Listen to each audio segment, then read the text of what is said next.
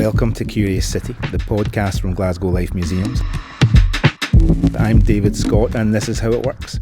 In each episode we head out to locations and museums around Glasgow, making connections and discovering the stories that surround it. For our episode today, as a natural successor to our last episode on film, we're taking a look at television.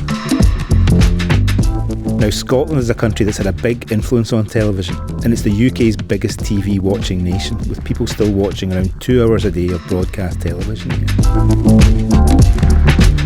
Today we're taking a rounded look at TV in the city. To help us do this, we welcome back broadcast journalist Rona Dougall. Rona, welcome. Hi David, lovely to see you again. Before we get started, could you tell us a little bit about yourself, Rona? I am a journalist and broadcaster, and I present Scotland Tonight at STV on a Wednesday and a Thursday night. I'm also a columnist for the Sunday Post. I'm also a mum of two and a runner and a hill walker. That's me in a sentence. Fantastic. In a bit of a first today, we are not hosting the episodes from inside one of our museums. Instead, Rona has kindly invited us to Glasgow's STV studios. Rona, we're going to kick off this week with a little bit about what you do here at STV and what that's like. I'm looking at my watch, it's 2:45 and you go on air at 8:30 tonight. I'm sure every day is different, but can you tell us about how a day might play out here for you?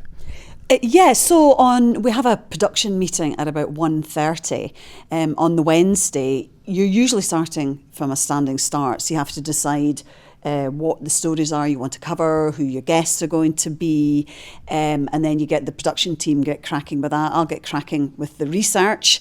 On a Thursday it's slightly different because we have a long form package that a production team have been working on all week, and off the back of that we generally do a panel of journalists and just interesting people from around Scotland that we can get into the studio, or we might do a long form interview with someone on the news. I would like to say I'm hard at work all day, but really it's the production team.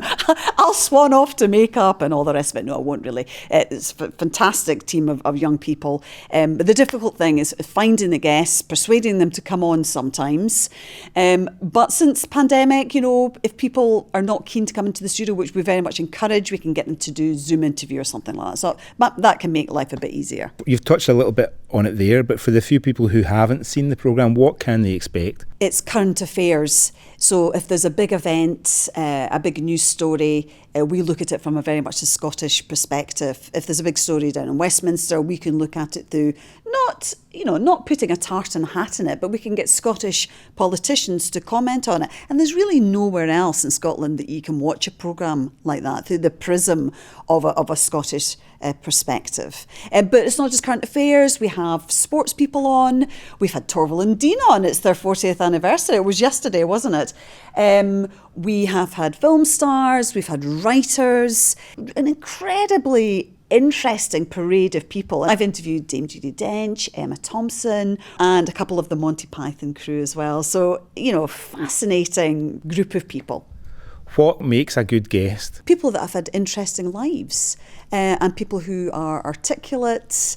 You've talked a little bit about it there, but other than those lead items, what else can influence the items that you cover? Sometimes you just have to be pragmatic and fill the programme, and sometimes there's just fun things that we want to talk about. I remember one memorable item we did was about the use of the apostrophe.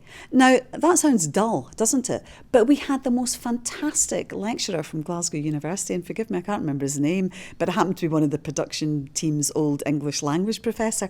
He was brilliant. He brought the subject alive. So if you just get an enthusiast in about space or whatever their chosen topic is, you can have a really, really interesting 5 or 6 minutes, and it just gets you away from the more serious stuff. But that's the beauty of Scotland Tonight. We can do anything, cover anything. You're the show's anchor on Wednesdays and Thursdays, so you're leading panels, you're interviewing. What does it take jumping around and doing these slightly different roles? The key is to be really well prepared, to know what you're going to ask them. You need to know the direction of travel. You also need to be able to respond to something they say. You can't just stick to your script. Well, if he says that, you need to ask them, well, why he's saying that. As I said, we've got a great production team. They'll give me a brief, but I'll also read round it. And I think the important thing is just listen. We've got a sense of it there, but what parts of the job do you enjoy the most? I just love doing interviews in the studio where if you've got a panel, it's about trying to engage them all. It's about trying to get them to talk to each other. It's a bit like hosting a party or something. That sounds a bit daft, doesn't it? But it's about you're trying to get them to open up and to relax and to share what they want to say. So, but once you're into it, the minutes fly past and it's such an enjoyable experience. I absolutely love it. And the buzz of live television is great. And what about the toughest part or the tougher parts? Well, if you're doing a long interview with a politician, say, you need to be really well prepared because they will disagree with you unless you've got the stats to come back at them. You have to let it go. So you need to be able to nail them down and say, but this is what these stats are. You can't deny that. And also getting them to answer the question is difficult. So the other day I was asking, I can't remember who it was, but I asked him the same question a couple of times. He wasn't going to answer it. But as long as the viewers know that you have tried, politicians can be slippery creatures. You just want to say what they want to say.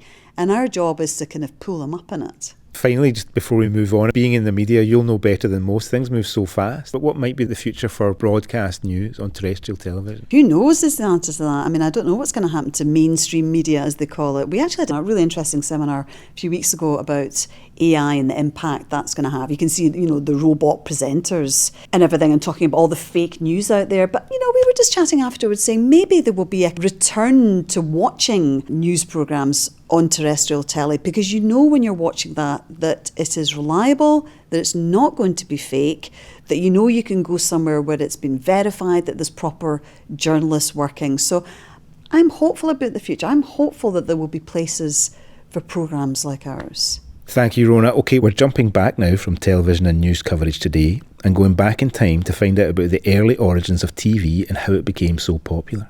We're heading south for a visit to Glasgow Museums Resource Centre to see the first TV sets and find out why a single event in 1953 sealed the future of TV and changed our lives forever. In the technology stores here at GMRC, you can find all kinds of televisions, some more familiar than others.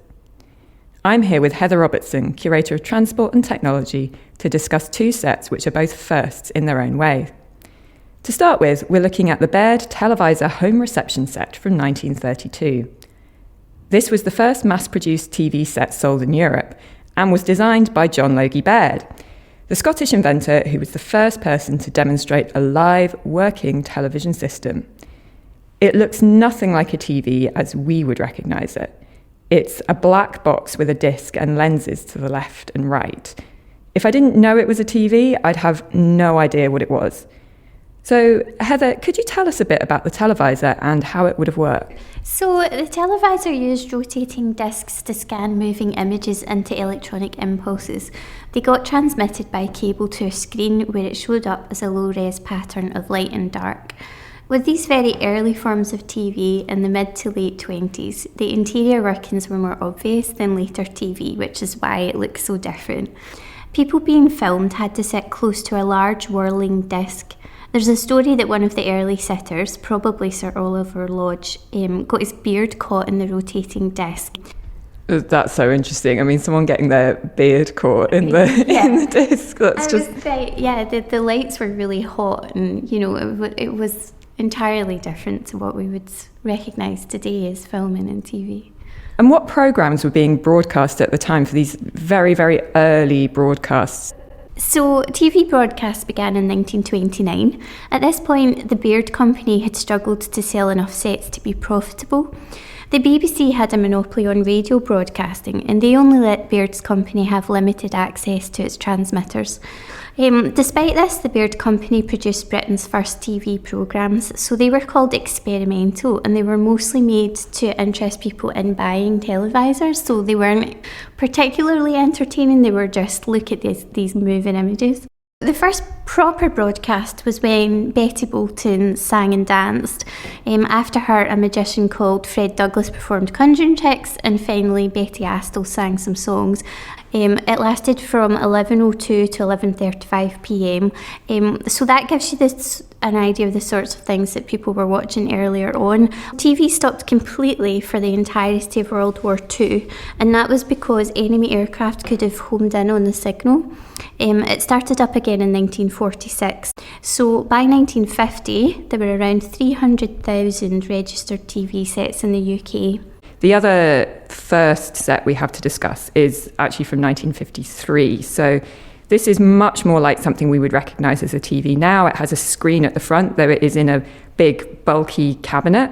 This came into the collection. It was bought by a family who lived on Queen's Drive in the South Side, and it was bought to watch the coronation of Elizabeth II.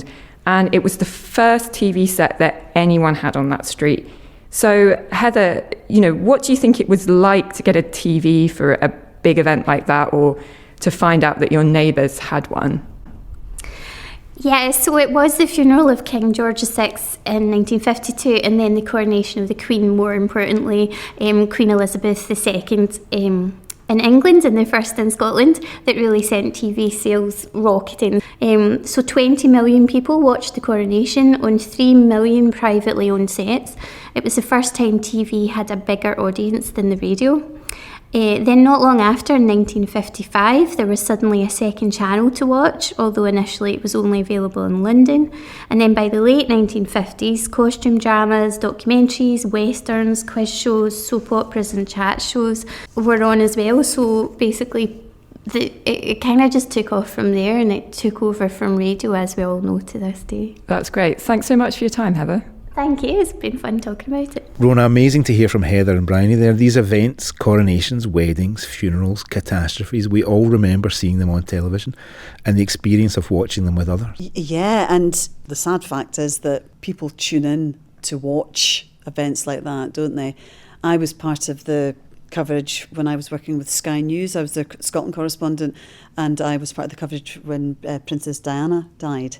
And I can remember being called in the middle of the night and driving up, through the Highlands with my cameraman, listening to the news unfold.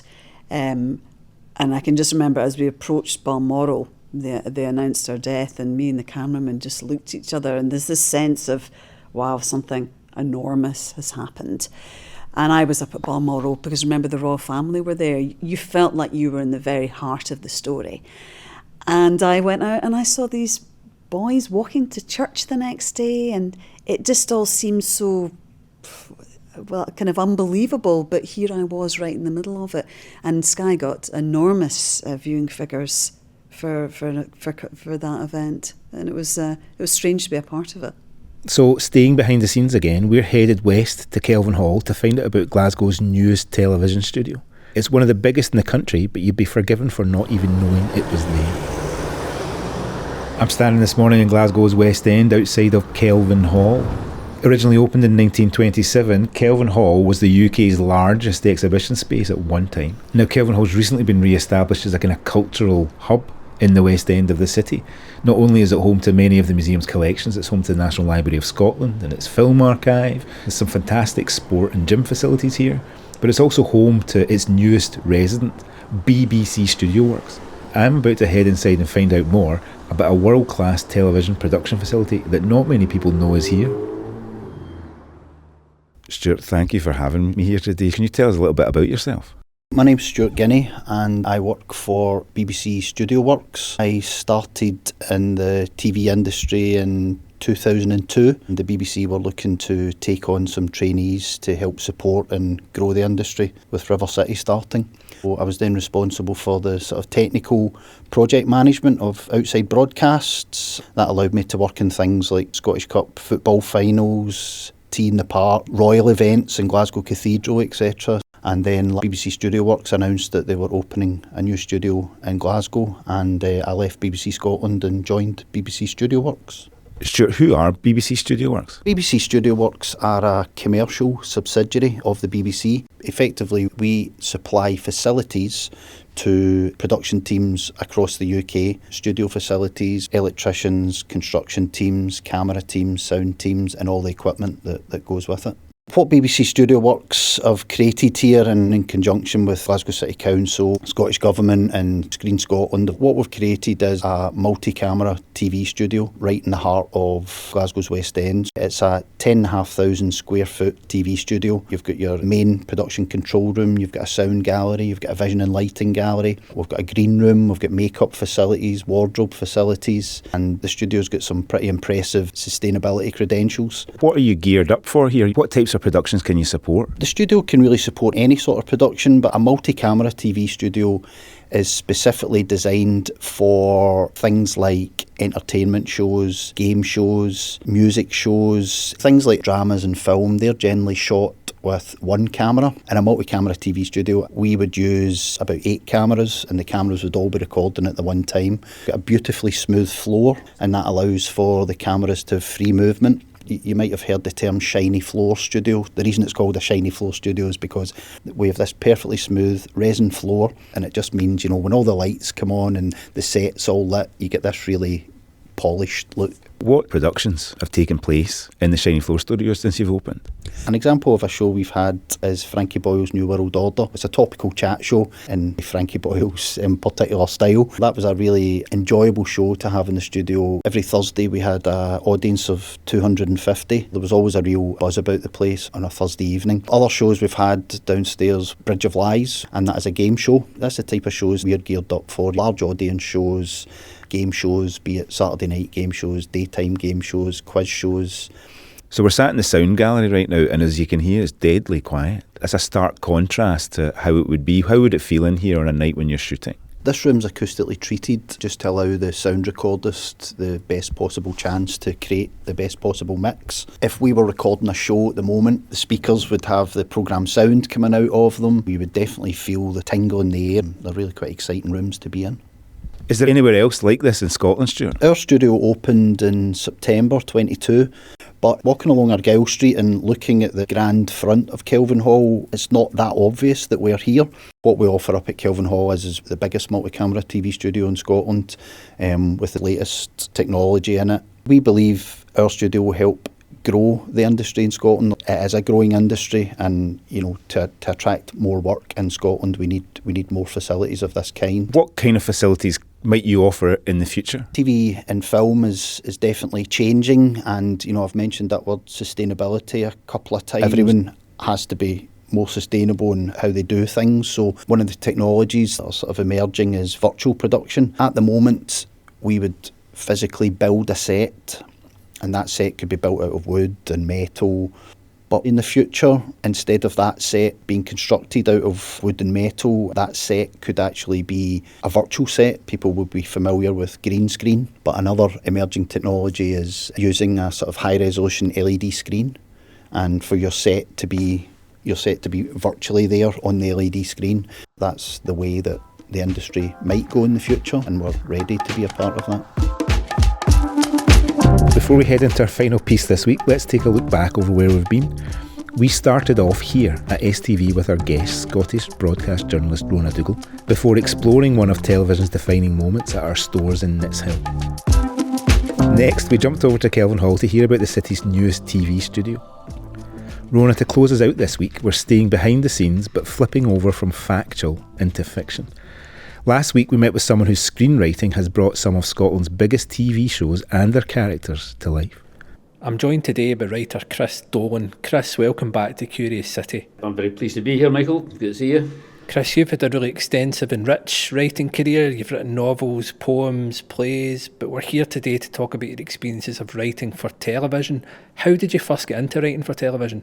It was my first gig, really. Well, my second gig. I was working and I wrote a short play which got a good bunch of reviews.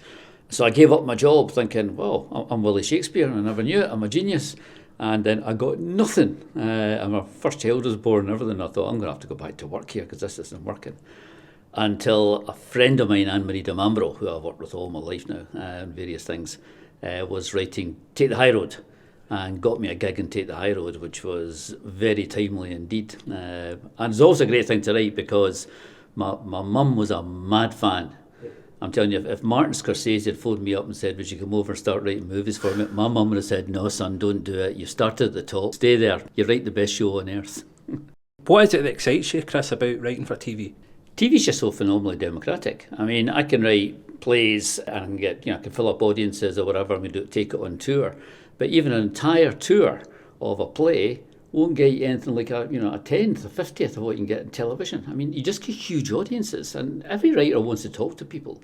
There's also the potential of television. There's just so much you can do visually, with sound. You're kind of getting the best of actors and directors as well, because people are drawn to that, because they make money out of it. You'll make more money out of television than you will out of certainly poetry. It is very exciting, and there's lots of potential. For a writer, you can do just so much. As a TV writer, what is it that makes a good story? To be honest, I think a good story is a good story. A very good story that works in TV will probably work done in a completely different way in film, or done in a completely different way for stage or radio or whatever. So you have to tailor it. So I think, in a sense, if you run right for television, you've got a couple of things you've got to think about. One, the visuality of it and the close-upness of it. And the other is the kind of communality of it. This is kind of changing a bit now as people more and more watch television programmes or dramas on their own, on their phones. Mm-hmm. And that's kind of an interesting change. But even now, by and large, you tend to watch dramas with your family. But if it's a great story and you're bearing in mind that whole kind of very intimate thing that television can do better than virtually any other medium, radio can do it very well as well, actually. But television has that real intimacy because it's in your living room. Chris, you've written for one of Scotland's most well-known TV shows, Taggart. How was that, working on that? It's just a dream. It's just the first script I ever did. I met with the producer at the time, the overall executive producer, Eric Coulter, and I had this great idea, and that was to be the first ever Taggart that didn't have a murder in it. It would turn out to be somebody made something look like a murder but wasn't actually a murder. Right. And everybody got very excited about this. Said, oh, let's do that. And for television, you go through draft after draft after draft. Every television script's got at least 10 drafts of one sort or another.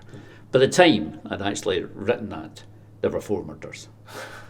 Because that's Taggart, there's generally a murder at the break, Yeah.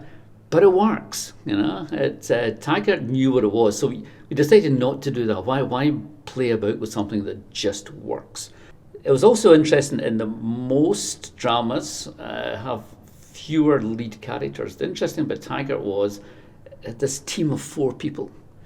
So it gave you a lot of scope about who you could put to the fore. That was going to be Sergeant Reed rather than Taggart in the earlies himself, or Jardine or whatever. You could actually kind of focus in on one particular member of the team and people around about it. But honestly, of all the telly I've written, it was the most joyous thing. And Taggart's obviously very much got Glasgow at the heart of it. Does the city of Glasgow influence your own TV writing? I wouldn't be a writer without Glasgow. I love the city. Well, I once wrote a poem years ago which said, loving and hating in this city amount to roughly the same thing. It's a big, difficult city. There's a lot of problems, a lot of social problems. It's got its ugly parts, it's got its beautiful parts. We're in the borough here, which is astonishingly beautiful. Yeah, Glasgow has just got so many facets to it, and it interlinks in really interesting ways. One of the things I find really interesting about Glasgow compared to other cities is the classes live cheek by jowl. It's very hard to live in a cocoon in Glasgow. By and large, there's within 5, 6, 7 streets, you're going to have big houses with really well-off people, and in the opposite direction, you're going to have people who are struggling. So I think the whole world is there. You walk down any busy street in Glasgow, and the whole world is there. So it's an exciting city. It's a perfect city to write for because there's just so much kind of rubbing against each other, people rubbing against each other in interesting ways. And for Taggart, I mean, its opening credits and everything is just celebrating Glasgow in all its forms, including, the really, obviously because it's a crime show, the really rough and tough and difficult side of Glasgow. But also, the exciting, funny, interesting side of Glasgow. Chris, how was it writing for River City? I was in for the very beginning of that, so very early days of putting together all these different characters and trying to kind of come up with the right feel for the programme. Again, it was a joy to work on, and it just keeps going because, again, it works. It knows Glasgow, understands Glasgow. It's got a fantastic cast. It's always a great actors from Aidan McCallum to everybody just now, Frank Gallagher, everybody. I mean, it's a terrific show for actors. It's a good director's show. So yeah, I think it's a great, that collaborative thing I was talking about before is really collaborative. You really have to know the writer before you was doing and thinking where he's going to leave his off or hers off, and then how you're going to leave it for the next writer and how that fits into the whole arc altogether. So it's quite complex on keeping these stories going. But I think it's kind of rooted in a realness, and it's rooted in a kind of a love for everybody that's involved in it. So it kind of just keeps going because it works. Yeah, it's a joy to work on. Chris, thank you very much for sharing your experiences of writing for television. It's been really interesting. Thank you. Thanks a lot, Michael. Really enjoyed it. Rona, any favourite Scottish TV shows? Big fan of Taggart. Used to love watching it with my dad. And just a few months ago, we had half the Taggart cast just where you guys are sitting. I love Still Game. I love Two Doors Down. I love television. I spend far too much time watching it. And I know Succession isn't a Scottish programme per se, but Brian Cox is brilliant. That's it for our TV-themed episode of Curious City. Enormous thanks to Rona Dougall for being our curious guest and for the kind invitation to have us here at STV. In our next episode, we'll be hearing a little bit of this. But at the end of the day, I always find myself coming back to it and always feel better after I've achieved something by dancing. See you next time on Curious City.